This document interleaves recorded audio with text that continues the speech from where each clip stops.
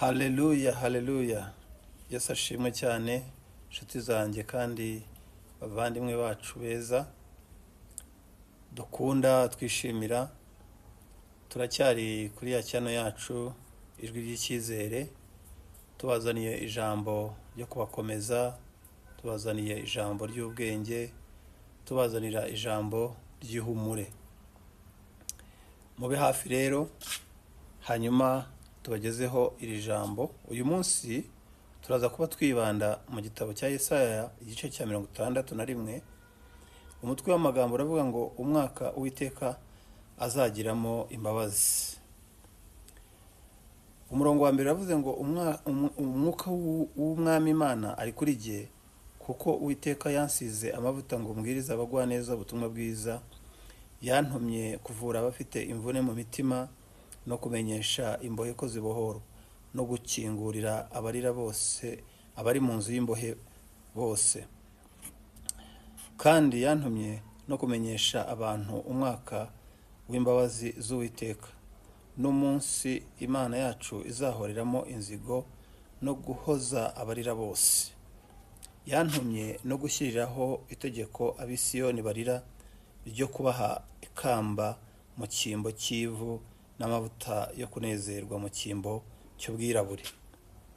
Yesu ashimwe cyane.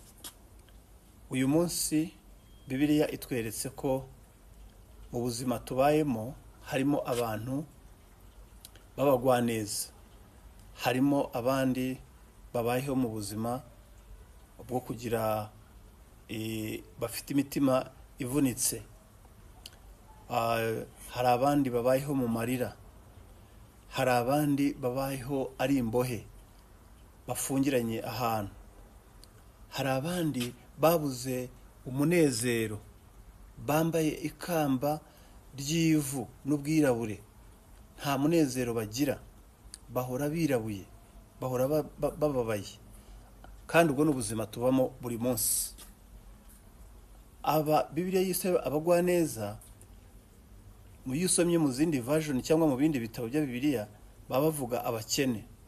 Ni ukuvuga ngo ubukene bushobora gutuma ugwa neza, bukagucisha bugufi.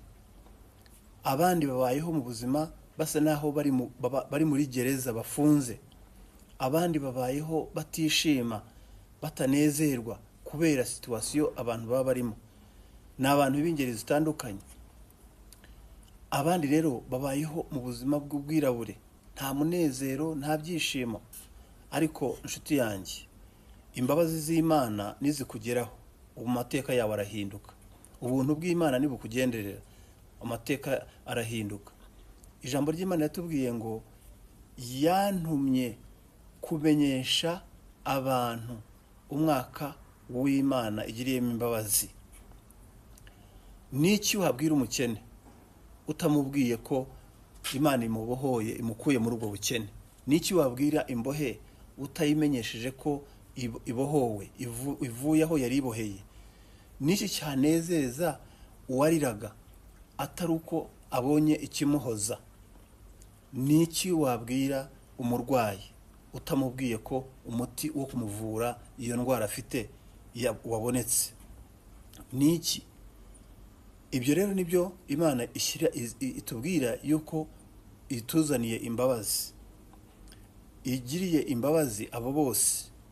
Ubuntu bw'Imana niwo muti wonyine ushobora kutuvana mu bukene. Mwebwe abakene, ubuntu bw'Imana burahari kugira ngo bubakure muri ibyo bihe. Ubuntu bw'Imana burahari kugira ngo bukure abo bose bari muri gereza zabo barimo. Ushobora kuba uri muri gereza y'abadayimoni mu buryo bw'umwuka, ushobora kuba uri muri gereza y'ubukene, ushobora kuba uri muri gereza y'abanzi. Ariko icyo nakumenyesha, imbabazi z'Imana zirahari. Ndagira ngo nguhumurize kandi nkwibutse yuko Imana yacu iracyafite imbabazi, iracyicaye ku ngoma n'iy'imbabazi, iracyafite ubuntu bwo kutugirira. Hanyuma hari umurongo Bibiliya yatubwiye, iyo Imana imaze gukura abantu muri bwa bubata bw'ubukene, ikabakura muri za gereza, ikabakura muri amarira, ikabavura indwara zose z'imitima mwari mufite. Bibiliya iratubwiye ngo abo ngabo abazaba yagiriye ubuntu, nuko bazubaka ahasenyutse. Imana izabakoresha kubaka ahasenyutse. Bazubura amatongo yabanje kubaho.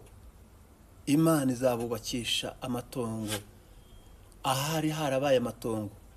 Muzatangira gukora ibintu mutigeze mukora.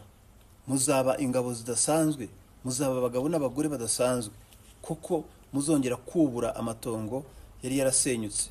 Muzongera kubaka aho hose hari harasenyutse, kandi bazasana imidugudu yasenyutse yamaze ibihe byinshi ari imyirare. Abo bose mwebwe abari barishwe n'ubukene, abari barabaswe mwarabaye imfungwa za Satani, abo bose mwari mwarabaye imfungwa z'uburwayi, sinzi ikintu cyari cyarakuboshye, ariko icyo ari cyo cyose Imana nimara kukugira imbabazi izaguha amaboko yo kubaka amatongo. Haleluya. Imana yacu ni nyembaraga. Umurongo wa 5 avuze ngo abanyamahanga nibo bazabaragirira imikumbi. Ni ukuvuga ngo Imana izabaha kwicara, hanyuma abandi babakorere. Abandi bazabahingira. Ni ukuvuga ngo muzicara, abandi babakorere, mwebwe murye mwishime, kuko Imana yabagiriye imbabazi. Hamwe n'aya magambo ndagira ngo mbasubizemo intege, mbabwire yuko imbabazi z'Imana ziteguye kugukura aho ngaho uri, kandi ijambo ry'Imana ni ryo kwizerwa. Imana yacu ntabwo ibeshya, si umwana w'umuntu ngo yicuze ibyo yavuze, no kubikora izabikora.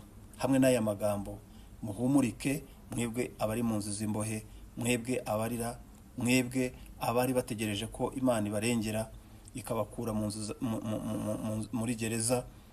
Rwose Imana ibagire neza, mukomeze kugubwa neza. Rero Imana ibagire neza.